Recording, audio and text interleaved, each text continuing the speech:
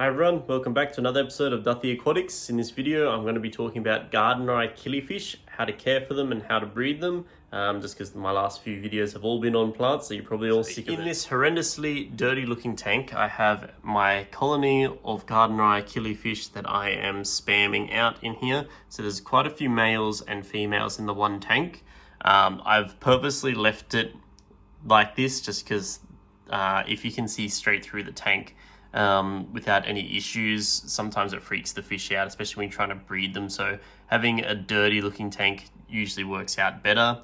I've got quite a few males in together with the females just because Gardneri Killis can be a little bit aggressive towards each other. So by having a few males in there, it seems to have stopped any of the aggression that I was seeing when I was trying to do it just as duos or trios with a male and two females. I've got a spawning mop in here every day. I pull that spawning mop out with the amount of females and males I've got in there. On average, I'll pull out 5 to 10 eggs a day. They don't lay that many eggs per day considering actually how big they are, but the benefit to Gardneri Killi is to say something like a Bosmani rainbow fish. When they lay eggs into their mop, they're very similar sized eggs, but when the fry hatch, the Gardneri Killi fry are actually larger and will eat baby brine shrimp straight from hatching out of the egg. So what I do is I collect the eggs out of the mop. I won't film myself doing that because I guarantee you it'll be the one time I can't find any eggs. So in here, this container has got eggs that are trying to focus, please, camera. So right here, you can see the little eyes of the Gardneri Killi forming inside the egg. Sometimes the eggs develop at different rates depending on the temperature. Gardneri Killis, you can dry the eggs out. By dry, I mean you can keep them in damp peat moss to hatch them by pulling them out and then 2 weeks later rehydrating them in water. Then they'll hatch out. I always just put them into a container with methylene blue. And then I wait the 28 days for them to hatch out themselves, and I just get a little pipette. I take them out of that container and I put them into this little cube tank that I have full of Daphnia and green water, and I leave them to raise up inside there till they're a bit bigger. I'll sometimes add in baby brine shrimp for food. See if this one will focus. That's a little baby that I've got right there. They're absolutely tiny. You can see by his round belly that he's been eating well in there. So they're really easy to raise up. I don't know whether or not I'll find any in camera here because the tank is really dirty. I've got a peppermint bristlenose in here, but he's not paying his rent properly because he's meant to be cleaning the glass. I don't think we'll see them, but I have got juvenile Gardneris in here. So they're really easy. All you got to do is, if you're producing them like this, is keep them into similar sized fish into similar sized tanks. So you do have to do regular weekly gradings of your fish, just because otherwise one will grow a lot faster than the others, and then you'll have a whole bunch of small fish and one really big fish that may or may not end up eating the others. So there is another clutch of Gardneris in this tank with the Bulbitis, but I think it's going to be really hard to try and find it. This method will also work. So if you get a container like this or like this, or this, so in here you'll see there's actually baby Bosmani rainbow fish swimming around. So these are under lights that are on for most of the day to make the water go this lovely putrid color. So you can put the fry into these containers as they start hatching out, and then have your live Daphnia or microworms or whatever you want going into there.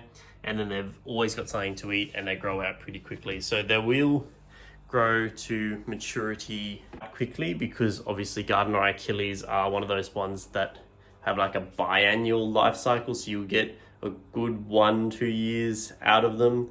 And in that time they will grow from, a fry this big to a fish, this big. In that time, they've got great colors. If you've got a planted tank, like a really heavily planted tank, you can, in a community-esque type, like if they're all Gardneris in there, species only tank I should say, similar to this, you will find that they will lay eggs throughout this tank, and you will see babies every once in a while. You can catch the babies out as you see them, or you can leave them in there. Generally, before all of the parents will die of old age, they would have laid a whole bunch of eggs in there, and because they take so long to hatch, all you can do is play the waiting game, and then eventually you will see new babies starting to come up in there. I've done it in these tanks, which are only 20 litres. So originally I had floating in here was a whole bunch of water sprite and hornwort. They laid eggs all through it. I took the parents out of this tank and I put them into this tank with a spawning mop to try and collect eggs out of them. And I actually did better by having this tank left with no adults in there and the parents laying the eggs all through the plant. So I ended up with at least 20 babies out of this tank that I had no idea they were just oopsie babies, compared to the ones that I was pulling out of the mop here. So I only got 5 or 7 to go out of the mop compared to the 20 that raised up in the tank by themselves. But now that I've got way more adults in there and I'm harvesting the eggs more regularly and I've got a better system for raising the fry, I am having a lot more success doing it this way. So when it comes for caring for Gardneri, they're not very picky eaters. I feed mine just pellet food, so it's a floating / sinking pellet food. They eat that readily. If you get them trained onto live food, then they can become picky eaters because they think, well, you've been giving me live food for this long, why now expecting me to eat this peasant food? So just be aware that if you're like feeding brine shrimp all the time, they do become spoilt. So I wouldn't do that as often as I would just feeding a really good quality small pellet food. If you get a really large pellet food, sometimes it gets stuck in the fish's mouth and they choke, and that's not really something you want to see happen to your Gardneri, because they do have big mouths, but it can narrow a little bit, especially as a lot of pellets will swell up. But I wouldn't recommend using a flake food just because I don't use flake food in general. Even for guppies, I found it hasn't been that beneficial of a food, so I always use a pellet food or a frozen food. But with the frozen food, I had the issue of I had to defrost the bloodworms and I had to kind of shake it in the tank so that they could see the movement. I don't know whether or not that's because they weren't used to the frozen food or because I had them eating brine shrimp, alive brine shrimp from my own culture that I had, that they just weren't interested in something that wasn't alive. But now that I've said that, one of the really old females, so you can see how skinny this one is.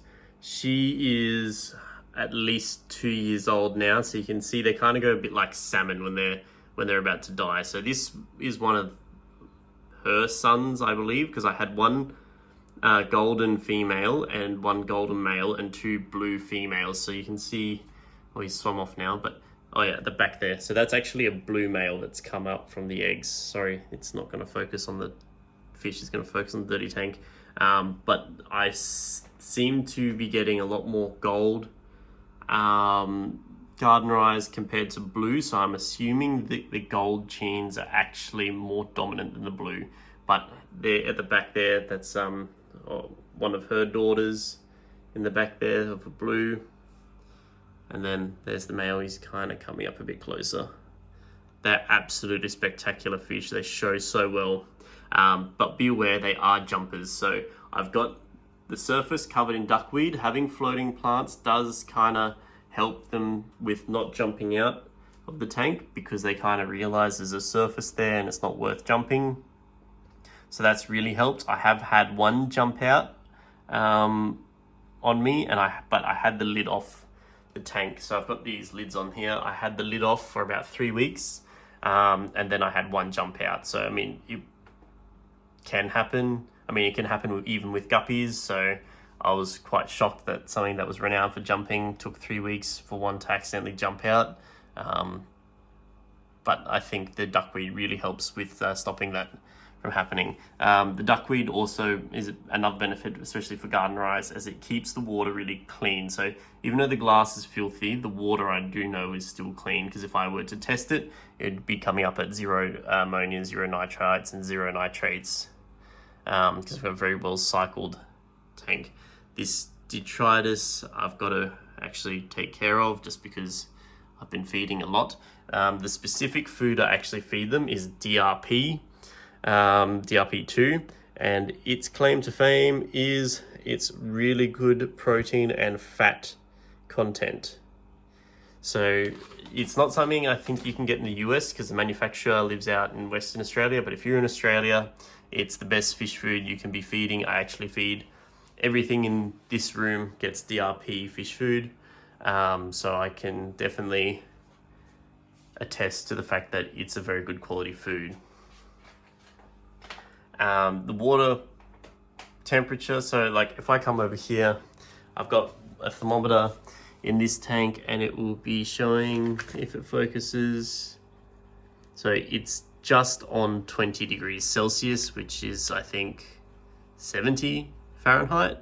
So it was at 19 degrees Celsius this morning because we're coming into winter here in Australia. I don't run heaters in this tank, in these tanks, or in the room, because on the Gold Coast it doesn't get cold enough. But coming down to 19 degrees, these guys are still fine.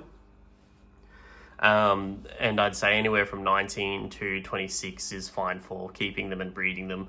Probably 22 to 26 would be ideal for most of the fish, but that little bit of variance down lower doesn't seem to hurt them. The pH, I think my local water is kind of high, so it comes out between 7 and 7.6 pH apparently. I don't know, I haven't tested it yet. I've got an electronic pH meter that I've got to calibrate and then test, but I think they can tolerate a wider variety of water pH variance than that. They're just great little fish.